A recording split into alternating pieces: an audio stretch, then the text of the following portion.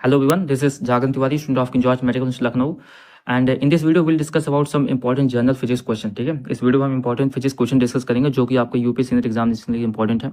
ये mix question है, theoretical question है। ठीक है, इसमें न्यूमेरिकल नहीं है, इजी क्वेश्चन है। सो यहाँ पे डिस्कस करने वाले हैं इंपॉर्टेंट क्वेश्चन। तो यहाँ पे फर्स्ट क्वेश्चन स्टार्ट करते हैं। ठीक है, first question is which of the following is example of Newton's third law of motion. ठीक है, Newton third law of motion का कौन सा एग्जांपल है? ये आपका इंपॉर्टेंट टॉपिक रहने वाला है। आपका जो चैप्टर लॉज ऑफ मोशन है वहाँ पे आपका जो टॉपिक आता है, न्यूटन के तीनों लॉ दिए गए हैं, first law, second law, third law. इसके एप्लीकेशन के ऊपर आपका क्वेश्चन आता है यहाँ पे। सो बेसिकली आपको इसके एप्लीकेशन को अच्छे से तैयार करना है, और जो सेकंड लॉ होता है वहाँ से न्यूमेरिकल भी पूछे जा सकते हैं। सो क्वेश्चन पूछा है कि यहाँ पे न्यूटन थर्ड लॉ का एग्जांपल कौन सा है।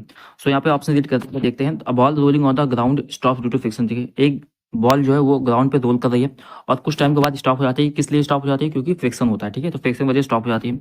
A book remains on the table unless pushed. किताब रखी गई है और टेबल पे रखी गई है, जब तक वो इधर उधर नहीं जाएगी, जब तक उसके ऊपर एक्सटर्नल फोर्स ना लगाया जाए। Third option is a rocket moves forward bye ejecting gases backward. एक रॉकेट ऊपर जाता है और जो आपकी गैसेस रिलीज हो रही होती हैं उसको इजेक्ट करता है backward, just opposite direction release करता है। A body moves with the uniform velocity in space. तो right answer will be third. ठीक है, जो आपका रॉकेटरी सिस्टम होता है, यानी रॉकेट जो जाता है वो आपका थर्ड लॉ ऑफ मोशन को फॉलो करता है, यानी पॉजिटिव डायरेक्शन शो करता है। रॉकेट ऊपर की तरफ थ्रस्ट होता है, जाता है। ठीक है, जो थ्रस्ट होता है आपका वो नीचे की तरफ लगता रहता है, जो गैसेस इजेक्ट होती हैं वो नीचे की तरफ आपको थ्रस्ट देती हैं, और जिसकी वजह से रॉकेट होता है वो ऊपर की तरफ जा पाता है। ठीक है, और यहाँ पे अगर ऑप्शन बी देखा जाए, book remains on the table unless is pushed, ये आपका जो होता है ये फर्स्ट लॉ ऑफ मोशन का। ठीक है, first law of Newton's law of जो फर्स्ट लॉ है उसका जो है यहाँ पे एप्लीकेशन है। A book remains on the table unless pushed. ठीक है, तो एक वस्तु किसी जगह पर रहती है, वो रहेगी तब तक वहाँ पे जब तक उसे पुश ना किया जाए, यानी जब तक ऊपर कोई एक्सटर्नल फोर्स ना लगाया जाए वो आपका उसी जगह रहेगी, और उसे हम बोलते हैं फर्स्ट लॉ ऑफ मोशन, जिसे हम लॉ ऑफ इनर्शिया बोलते हैं, उसका दूसरा नाम भी है। तो इस तरीके से आप याद रखना। अगर यहाँ पे इसका एक्सप्लेनेशन देखा जाए तो Newton third law state that for every action there is a equal and opposite reaction. तो इसका एक प्राइम वर्ड है ये। So in this case of rocket, अगर रॉकेट के केस में आप देखो तो बैकवर्ड थ्रस्ट जो होती है, गैसेस जो एक्सपेल करती हैं, result in a forward motion of the rocket. ठीक है, तो रॉकेट के फॉरवर्ड मोशन में ये हेल्प करता है। तो ये आपका हिंदी वर्जन देख सकते हो। फिर इसके बाद next question is which of the following which of the energy is processed by the stressed बो। सो अगर देखा जाए तो यहाँ पे पूछा गया है कि इसके अंदर कौन सी एनर्जी स्टोर होती है। जैसे आप कोई इसका जस्ट दूसरा एग्जांपल है, वो आप स्प्रिंग लेते हो, अगर आप स्प्रिंग को पकड़ के खींचते हो तो उसके अंदर कौन सी एनर्जी स्टोर हो जाती है? तो वो जो एनर्जी स्टोर होती है उसे हम बोलते हैं पोटेंशियल एनर्जी। ठीक है, पोटेंशियल एनर्जी स्टोर होती है। एंड देन अगर आप उसके बाद अगर उसको रिलीज करते हो तो वो आपका पोटेंशियल से काइनेटिक एनर्जी में कन्वर्ट हो जाता है। तो राइट आंसर विल बी आपका पोटेंशियल एनर्जी। ठीक है, एक स्ट्रेस्ड बो में आपकी कौन सी एनर्जी स्टोर होती है? पोटेंशियल एनर्जी स्टोर होती है, और जब आप उसे रिलीज करते हो तो वो आपका काइनेटिक एनर्जी में चेंज हो जाती है। तो right answer will be potential energy. इसका एक्सप्लेनेशन देखते हैं क्या है। I stressed bow store energy due to the deform shape. ठीक है, शेप में उसका डिफॉर्मेशन हो जाता है। When it is released, when it returns to the original form, जब एनर्जी जो होती है वो आपके पोटेंशियल से काइनेटिक एनर्जी में चेंज हो जाती है, जब अपने ओरिजिनल फॉर्म में आता है। This store energy is called potential. जो आपकी स्टोर एनर्जी होती है उसे हम पोटेंशियल एनर्जी बोलते हैं, जो कि आपके स्ट्रेस्ड फॉर्म में होती है। ठीक है, तो इस तरीके से यहाँ पे होती है। और इसके बाद फिर अगला क्वेश्चन देखते हैं। What will happen to the weight of the object if it is taken to the moon. ठीक है, अगर कोई ऑब्जेक्ट को हम मून पे ले जाते हैं, अर्थ से मून पे ले जाते हैं, तो उसके ऊपर क्या होगा? सो ऑप्शन देखते हैं क्या है। It will increase, it will decrease, it will remain, will become zero. ठीक है, तो आपका यहाँ पे कौन सा ऑप्शन होगा? तो सबसे पहले जान लो कि यहाँ पे जो अर्थ के ऊपर होता है वहाँ पे 1/6 ग्रेविटी होती है। ठीक है, जो अर्थ की ग्रेविटी होती है वहाँ पे मून पे हो जाती है 1/6, उसका 1/6 हो जाता है। अगर ग्रेविटी डाउन हो जाएगी वहाँ पे, अगर ग्रेविटी नहीं वहाँ पे, तो आपका सिंपल सी बात है, जो वेट होगा आपका डाउन हो जाएगा। ठीक है, तो वेट आपका डाउन हो जाएगा। तो right answer will be it will decrease. ठीक है, तो वेट आपका डिक्रीज हो जाएगा। एंड जिसे यहाँ पे एक्सप्लेनेशन दिया गया है, weight depends upon the gravitational acceleration, g depend करता है। Since the moon gravity is about 1/6। ठीक है, 1/6 होती है gravity of the moon. The weight of the object becomes on the moon will be 1/6 of the weight of the earth. जो आपका wait होगा अर्थ पे, उसी का 1/6 पार्ट हो जाएगा आपका मून पे। ठीक है, तो इस तरीके से आपका जो वेट होता है वो डिक्रीज हो जाता है। फिर next question is which physical quantity determine the loudness of the sound. ठीक है, लाउडनेस ऑफ द साउंड को कौन सी यहाँ पे फिजिकल क्वांटिटी डिटरमाइन कर रही है? ऑप्शन दिया गया आपका फ्रीक्वेंसी बताया गया है, वेवलेंथ, एम्पलीट्यूड या फिर speed. So the right answer will B amplitude. Amplitude जो होता है आपके लाउडनेस ऑफ द साउंड को देखता है। और अगर इसका एक्सप्लेनेशन देखता है, एक्सप्लेनेशन में लाउडनेस से directly proportional to the square of the amplitude. Loudness जो होता है आपका वो डायरेक्टली प्रोपोर्शनल होता है स्क्वायर ऑफ द एम्पलीट्यूड के of the sound wave. Higher the amplitude, जितना आता है आपका एम्पलीट्यूड होगा उतना ज़्यादा आपकी जो साउंड होगी वो लाउडर होगी। While the lower amplitude result in the soft sound. ठीक है, तो आपका जो साउंड होगा वो हल्का हो जाएगा। What happen to the resistance of the wire if the length is double. अगर किसी तार की, ठीक है, लेंथ को हम डबल कर देते हैं, उसके लेंथ को डबल कर देते हैं, बढ़ा देते हैं, तो उसके रेजिस्टेंस पे क्या इफेक्ट पड़ता है? तो यहाँ पे सबसे पहले इसका जो एक इंपॉर्टेंट फार्मूला होता है उसको ऊपर देख लेते हैं। सो फार्मूला आपको जो होता है वो होता है आपका R equal to rho L upon A. यहाँ पढ़ते हुए आ रहे हुए, ठीक है। फार्मूला क्या होता है आपका? फार्मूला होता है R equal to rho L upon A, ठीक है। तो यहाँ से हमसे कहा गया है कि अगर हम उसको लेंथ को डबल कर देते हैं, तो लेंथ डबल करने का मतलब अगर यहाँ पे देख रहे होगे तो जो आपका रेजिस्टेंस है वो directly proportional to the length है, ठीक है। अगर आप लंबाई बढ़ाते हो तो आपके रेजिस्टेंस यानी जो प्रतिरोधक क्षमता प्रतिरोधक होती है वो आपका बढ़ जाता है। सो अगर यहाँ पे डबल आप लेंथ कर देते हो तो यहाँ पर 2 टाइम्स ऑफ द यहाँ पे जो रेजिस्टेंस होगा 2 टाइम्स बढ़ जाएगा। So right answer will be it will become doubles, ठीक है। तो आपका जो ये आपका जो रेजिस्टेंस है ये आपका 2 times will change to the 2R। And the question is which law of the thermodynamics state that energy can neither be created और नॉट डिस्ट्रॉयड, ठीक है। थर्मोडायनेमिक्स का कौन सा लॉ जो होता है वो बताता है कि जो एनर्जी होती है उसको ना तो आप क्रिएट कर सकते हो ना ही आप डिस्ट्रॉय कर सकते हो। So the right answer will be first law. जो फर्स्ट लॉ ऑफ थर्मोडायनेमिक्स है वो ये चीज बताता है कि energy can neither be created और नॉट बी डिस्ट्रॉयड, ठीक है। तो राइट आंसर आपका फर्स्ट लॉ। एंड एक्सप्लेनेशन आप देखते क्या है। The first law of thermodynamics also known as law of conservation of energy, जिसे हम law of conservation of energy बोलते हैं। It state that total energy of the isolated system remains constant. कोई भी आइसोलेटेड सिस्टम होता है, ठीक है, उसकी जो टोटल एनर्जी होती है आपकी कांस्टेंट बनी रहती है। It can change form but can not be created destroyed, ठीक है। उसे आप एक फॉर्म से दूसरे फॉर्म में चेंज कर सकते हो, लेकिन आप उसे वापस से कुछ नया ऐड या फिर उसमें कुछ बना नहीं सकते, ठीक है। बस आप उसे एक फॉर्म से दूसरे फॉर्म में चेंज कर सकते हो। फिर इसके बाद जो अगला क्वेश्चन आपका आता है, which of the following factors affect the kinetic energy of the photo electron emitted from the metal surface. एक मेटल सरफेस होता है, जब उसके ऊपर लाइट एनर्जी पड़ती है, ठीक है, लाइट एनर्जी पड़ती है एक प्रॉपर फ्रीक्वेंसी की पड़ती है, तो वहाँ से जो होता है इलेक्ट्रॉन को इमिशन होता है, ठीक है, वहाँ से इलेक्ट्रॉन एमिट होते हैं। सो हमसे पूछा गया है कि कौन से फैक्टर्स होते हैं जो उसकी काइनेटिक एनर्जी को प्रभावित करते हैं। सो बेसिकली जब आप पढ़ोगे डुअल नेचर ऑफ एडिशन में, तो वहाँ पे जो एनर्जी आती है वो एनर्जी आपके दो चीज़ में यूटिलाइज होती है। एक तो उसके जो थ्रेशोल्ड, ठीक है, थ्रेशोल्ड पोटेंशियल होता है उसका, आपको जो थ्रेशोल्ड एनर्जी होती है उसको पहले आप क्रॉस करती है। जब थ्रेशोल्ड पे एनर्जी यूज हो जाती है उसके बाद वहाँ पे जो होता है इलेक्ट्रॉन का एक्सेलरेशन मिलता है, और इलेक्ट्रॉन कितना ज़्यादा तेजी से जाएगा, कितना ज़्यादा एक्सेलरेट करेगा, वो डिपेंड करता है कि थ्रेशोल्ड क्रॉस करने के बाद कितनी एनर्जी उसके पास बची है। तो सिंपल सी बात है, यहाँ पे इसका जो राइट आंसर होगा आपका फ्रीक्वेंसी होगा। जो फ्रीक्वेंसी होती है वो डिटरमाइन करती है कि जो आपका एक्सेलरेशन होगा, ठीक है, इलेक्ट्रॉन का, उसकी जो स्पीड होगी, जैसे आपको पूछा गया काइनेटिक एनर्जी, ठीक है, काइनेटिक एनर्जी जो होगी आपकी इलेक्ट्रॉन की जो होगा वो चीज़ डिपेंड करता है कि फ्रीक्वेंसी, जितनी ज़्यादा हाईली फ्रीक्वेंसी की लाइट होगी उतना ज़्यादा, ठीक है, वो तेज होगा, उतना ज़्यादा उसमें एनर्जी होगी, और जितना ज़्यादा एनर्जी होगी उतना ज़्यादा वो काइनेटिक यानी इलेक्ट्रॉन की काइनेटिक एनर्जी उतना ज़्यादा तेज। सो अगर यहाँ पे इसका हम ऑप्शन देखते हैं क्या है, यानी एक्सप्लेनेशन देखते हैं। तो according to the Einstein photoelectric equation the kinetic energy of the emitted photoelectron depend upon the frequency of the incident light, ठीक है। फ्रीक्वेंसी उसके ऊपर डिपेंड करता है। Higher frequency means higher energy photon, ठीक है। अगर फ्रीक्वेंसी ज़्यादा है इसका मतलब जो फोटोन यानी जो लाइट के पार्टिकल जिसे फोटोन बोलते हैं, फोटॉन्स के पास ज़्यादा एनर्जी हुई और वो ज़्यादा एनर्जी के साथ वहाँ पे टकराएंगे, और उसकी वजह से, ठीक है, जब एनर्जी ट्रांसफर होगी यानी इलेक्ट्रॉन उसको मिलेगी तो उसकी जो काइनेटिक एनर्जी होगी वो भी ज़्यादा तेज होगी। तो वो transfer more energy to the ejected electrons, ठीक है। जो आपके इलेक्ट्रॉन इजेक्ट हो रहे हैं उनको ज़्यादा से ज़्यादा एनर्जी मिलेगी और उनको जो काइनेटिक एनर्जी होगी वो भी आपकी डबल हो जाएगी, ठीक है, इस तरीके से। According to the Ohm's law, what is the relation between the voltage, current and the resistance. ये एक सिंपल क्वेश्चन है, ठीक है, सबको पता होगा, पढ़ते आ रहोगे। तो इसका जो राइट आंसर होगा V इक्वल टू IR, ठीक है। ये आपका ओम्स लॉ का क्वेश्चन है और ये इसका फॉर्मूला बनता है। इस फार्मूले पे क्वेश्चन बनते हैं, सिंपल क्वेश्चन बनते हैं, तो उसको अच्छे से याद कर लेना कि ओम्स लॉ का जो V equal to IR formula है ये इंपॉर्टेंट आपके लिए, ठीक है।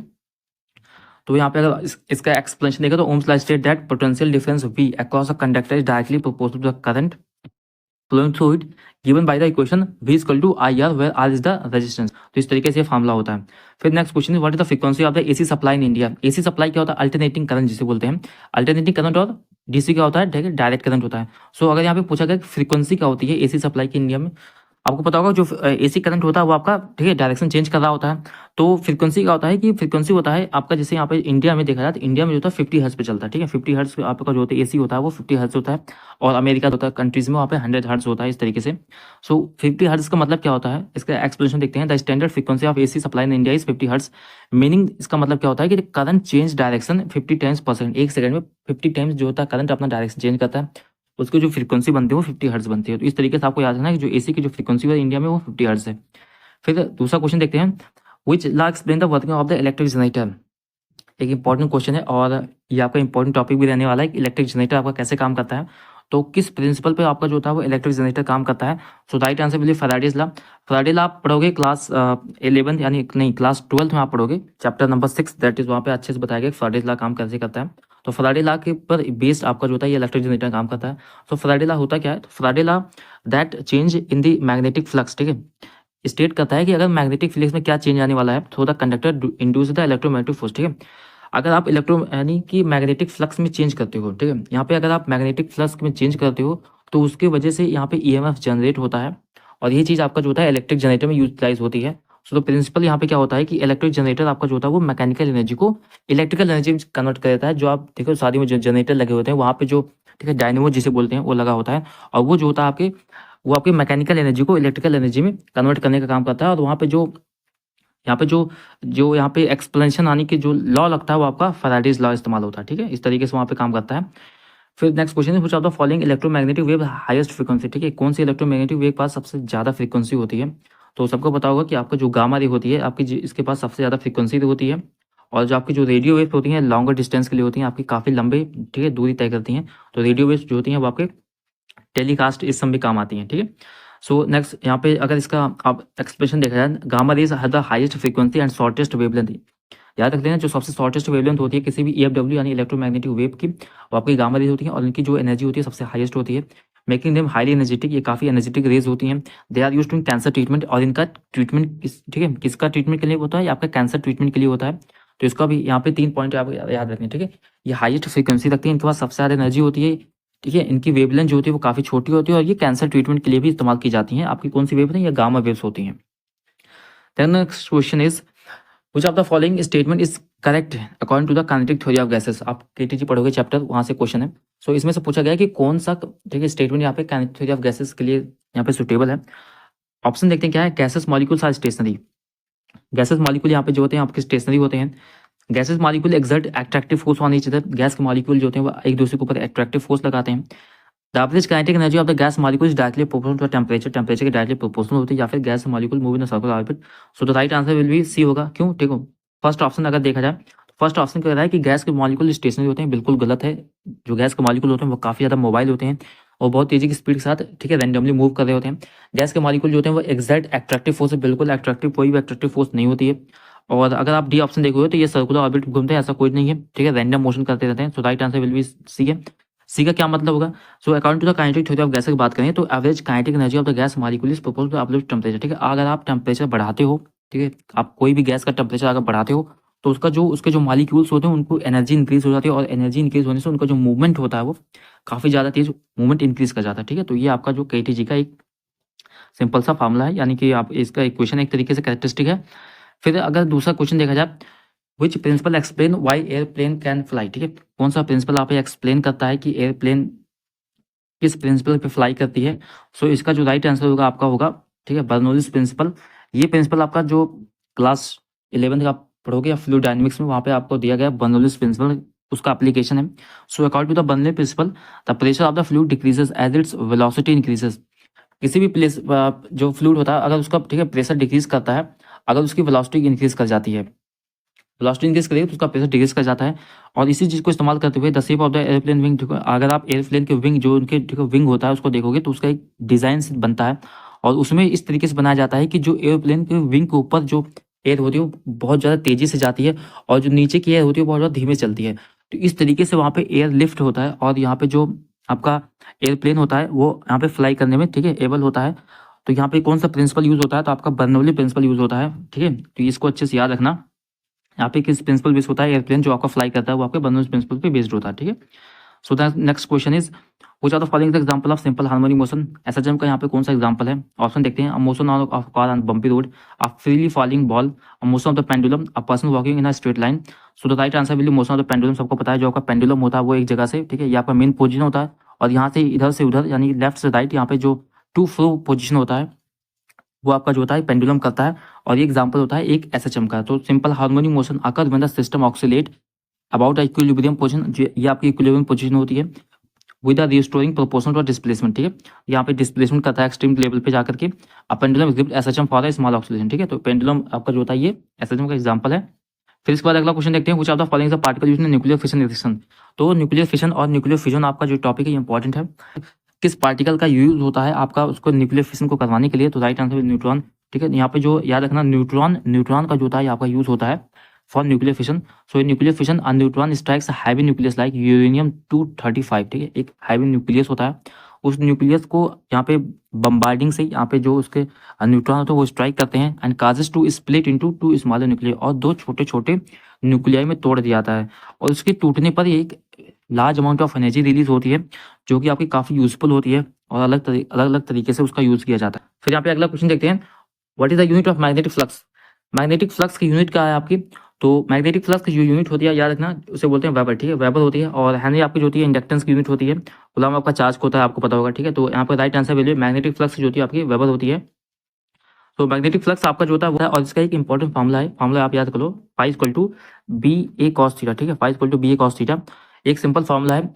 हो सकता है आपसे यहाँ पे सिंपल सा न्यूमेरिकल इस फार्मूले पे पूछ सकते हैं, तो ठीक है, फार्मूला आपसे देख लेना इस बार, phi equal to B A cos theta, ठीक है।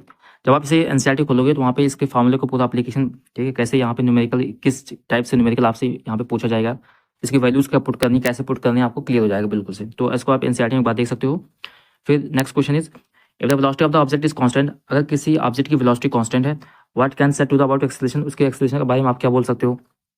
तो आपको पता होगा कि एक्सेलरेशन क्या होता है, चेंज इन वेलोसिटी को हम एक्सेलरेशन बोलते हैं, ठीक है। अगर वेलोसिटी में चेंज होता है, जो भी चेंज होता है वेलोसिटी में, उसे हम एक्सेलरेशन बोलते हैं। अगर यहाँ पे क्वेश्चन दिया गया कि वेलोसिटी कांस्टेंट हो गई, अगर वेलोसिटी कांस्टेंट हो गई तो एक्सेलरेशन में क्या हो जाएगा, तो एक्सेलरेशन आपका जीरो हो जाएगा, ठीक है। तो इसका राइट आंसर आपका जीरो होगा, इट इज जीरो। सो यहाँ पे एक्सेलरेशन क्या होता है, acceleration is the rate of change in velocity. If the velocity is constant, अगर वेलोसिटी कांस्टेंट हो गई, there is no change in the velocity over time, so the acceleration zero, so acceleration आपका जो होता है वो जीरो हो जाएगा।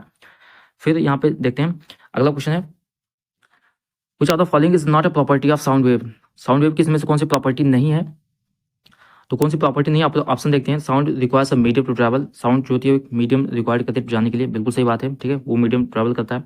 Sound wave have a longitudinal nature, ठीक है, साउंड वेव जो होती है आपके लॉन्गिट्यूडनल नेचर होती हैं, बिल्कुल सही बात है। Sound wave can travel in vacuum, this is long, ठीक है, वैक्यूम में साउंड ट्रैवल नहीं कर सकती। Sound speed depends upon the medium, medium पर डिपेंड करती है, yes this is right. Medium आपका क्या हो सकता है, मीडियम आपका जैसे सॉलिड हो गया, लिक्विड हो गया, गैसेस हो गया, तो आपके सॉलिड मीडियम में जो होता है साउंड वेव बहुत ज़्यादा फास्ट ट्रैवल करते हैं। यानी अगर आप कंपेयर करोगे स्टील, स्टील से आप देखोगे, और कोई लिक्विड है वाटर देख लो, तो वाटर के कंपेरेबल में स्टील में ज़्यादा तेजी से आपका साउंड वेव जो होता है ट्रैवल करता है। तो स्टील में, स्टील की बात करें तो स्टील में हाईएस्ट, ठीक है, आपका जो साउंड वेव होता है वो काफ़ी तेजी से ट्रैवल करता है क्योंकि वो सॉलिड होता है। फिर अगला क्वेश्चन देखते हैं, what happens when two like charges are placed close to each other. अगर दो लाइक चार्जेस जो होते हैं वो एक दूसरे के पास रखे गए तो क्या होगा, तो आपको सिंपल पता होगा कि एक दूसरे को रिपल करते हैं, ठीक है, सो दे रिपल ईच अदर, वो आपके रिपल करेंगे। अगर अनलाइक चार्जेस हैं तो वो अट्रैक्ट करते हैं, यानी प्लस माइनस जो होता है वो अट्रैक्ट करेगा, और अगर यहाँ पे दो चार्जेस अगर प्लस प्लस रख दोगे तो वो एक दूसरे को रिपल करते हैं, ठीक है। सो अगर यहाँ पे एक्सप्लेनेशन देखा जाए तो according to the Coulomb's law, like charges जो होते हैं आपके वो ईच अदर, ठीक है, वाई अनलाइक चार्जेस तो अट्रैक्ट करते हैं, and this is due to the electrostatic force between the two charge particles, right. So next question is, which principle explain the working of hydraulic brakes. Hydraulic brakes जो होते हैं किस principal काम करते हैं आपके, तो ये आपका राइट आंसर होगा पास्कल लॉ, ठीक है, पास्कल लॉ आप फ्लूइड डायनामिक्स पढ़ोगे तो वहाँ पे जो होता है इस तरीके से काम करता है, और पास्कल लॉ में जो होता है इस तरीके से यहाँ पे बनाया जाता है, यहाँ पे जो है, तो एक एरिया आपकी जो बड़े होता है, एक एरिया बड़ा होता है, और यहाँ पे जो प्रेशर लगाते हैं, तो जब यहाँ पे आप प्रेशर लगाते हो तो ये एरिया जो होता है आपका काफ़ी तेज़ी से उठ जाता है। तो इस तरीके से यहाँ पे जो पास्कल लॉ वो काम करता है, इसे आप अच्छे से एक बार देख लेना। और इसका जो एप्लीकेशन है आप याद रख लो, हाइड्रोलिक ब्रेक जो होती है आपकी, जो आपकी कार्स में होती हैं, इस तरीके से जो ब्रेक्स होती हैं, हाइड्रोलिक ब्रेक्स होती हैं, ये आपके पास्कल लॉ पे, ठीक है, डिपेंड होती हैं। फिर नेक्स्ट क्वेश्चन देखते हैं, वो ज़्यादा following the wave can travel in a vacuum, इनमें से कौन सा वेव आपका जो होता है वो ट्रैवल करती है वैक्यूम में, वैक्यूम में आपको कौन सी वेव ट्रैवल कर सकती है, तो right answer will B EMW wave, जिसे हम इलेक्ट्रोमैग्नेटिक वेव्स बोलते हैं। ये आपकी कौन सी किससे बनी होती है, ये आपकी इलेक्ट्रिक और मैग्नेटिक फील्ड से बनी होती हैं, और ये जो होती है आपकी वैक्यूम में ट्रैवल कर सकते हैं, जिन्हें हम किसी तरीके की कोई भी मीडियम की, ठीक है, जरूरत नहीं होती है। तो ये आपकी जो होती है स्पेस, यानी स्पेस या फिर वैक्यूम में ट्रैवल कर सकती हैं, इस तरीके की वेव्स जो होती हैं। Next question is, transformer works on the principle. एक ट्रांसफार्मर जो होता है आपका किस प्रिंसिपल पे काम करता है, तो आपका जो ट्रांसफार्मर होता है आपका म्यूचुअल इंडक्शन पे काम करता है, ठीक है, इसको अच्छे से याद रखना। जो ट्रांसफार्मर होता है आपका, ये ट्रांसफार्मर आपका जो होता है ये म्यूचुअल इंडक्शन पे काम करता है, म्यूचुअल इंडक्टेंस पे ही आपका जो होता है ट्रांसफार्मर काम करता है। और ट्रांसफार्मर आपका दो तरीके होता है, एक स्टेप डाउन होता है और एक स्टेप अप ट्रांसफार्मर होता है, वोल्टेज बढ़ाना है, वोल्टेज घटाना है, इस तरीके के ट्रांसफार्मर इस्तेमाल होते हैं, ठीक है।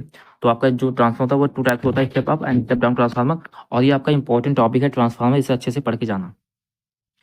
फिर next question is, the escape velocity of the body from the earth is approximately. अब स्केप वेलोसिटी क्या होती है, इस पे वेलोसिटी ये होती है कि कोई भी ऑब्जेक्ट जो होता है आपका अर्थ होगा क्रॉस करके स्पेस में जाना है तो वो कितनी तेजी से जाएगा, क्यों, क्योंकि आपके जो अर्थ पे होती है ग्रेविटी होती है, ग्रेविटी की जो वैल्यू होती है 9.8 मीटर पर सेकंड स्क्वायर होती है। ठीक है। तो आपके अर्थ पे जो होती है ग्रेविटी होती है, और कोई भी चीज़ ऑब्जेक्ट जब आप फेंकते हो तो वापस से वो नीचे आ जाती है। तो अगर कोई ऑब्जेक्ट फेंको और वापस ऊपर से चली जाए यानी नीचे ना आए, तो उसके लिए आपको कितनी स्पीड से फेंकना होगा? तो right answer will B 11.8 kilometre पर सेकंड, ठीक है। इतनी स्पीड से अगर आप फेंकते हो किसी भी ऑब्जेक्ट को, तो वो आपका क्रॉस कर जाएगा अर्थ को और वापस से नहीं आएगा, ठीक है। तो जो आपके रॉकेट प्रपल्सन होते हैं, जो आपका रॉकेट लॉन्च होता है, वो इतनी ही स्पीड से ही जाता है, तब जाके वो जो अर्थ की जो ग्रेविटी होती है उसको क्रॉस करके स्पेस में जा सकता है। तो याद रखना वैल्यू जो होती है आपकी इंपॉर्टेंट है, और ये एक अच्छा क्वेश्चन है, इंपॉर्टेंट क्वेश्चन आपका ग्रेविटेशन से। ठीक, next question is which physical quantity remain conserve in elastic collision. Elastic collision आपका कौन सा जो फिजिकल क्वांटिटी होता है आपको, ठीक है, वो रिमेन कंजर्व होती है। आपके दो तरीके के क्लास होते हैं, इलास्टिक कोलिजन होते हैं और इलास्टिक कोलिजन होता है। तो हमसे यहाँ पे पूछा गया है कि इलास्टिक कोलिजन में, तो इलास्टिक कोलिजन में आपका जो होता है जो मोमेंटम होता है और काइनेटिक एनर्जी होती है, दोनों कंजर्व होती हैं। कोई भी चीज़ नहीं होता जो आपका पहले होती है और वो अब वही चीज़ आपके बाद में होती है, कोलिजन के बाद भी। So right answer will be both A and B. Momentum और काइनेटिक एनर्जी आपकी जो होती है वो कंजर्व होती है इलास्टिक कोलिजन में, ठीक है। Next question is the SI unit of capacitance. Capacitance की जो एसआई यूनिट क्या होती है? कैपेसिटेंस की आपकी जो एसआई यूनिट होती है वो आपकी फैराड होती है, ठीक है। फैराड जिसे हम बोलते हैं। तो याद रखना फैराड जो होती है आपकी, जो होती है ये आपकी कैपेसिटेंस की एसआई यूनिट होती है। Then next question is in a nuclear reactor which material is used as a moderator. Moderator का काम करता है ये एक तरीके से। तो मॉडरेटर का काम क्या होता है? ये आपके जो न्यूट्रॉन होते हैं, ठीक है, जैसे आपने जब ऊपर देख रहे थे न्यूक्लियर फिशन में आपके जो न्यूट्रॉन होता है, ये न्यूट्रॉन होता है जो आपके न्यूक्लियस को ब्रेक करके दो छोटे छोटे न्यूक्लियस में तोड़ देता है, और तोड़ने पर ही जो एनर्जी रिलीज होती है उसका यूज किया जाता है।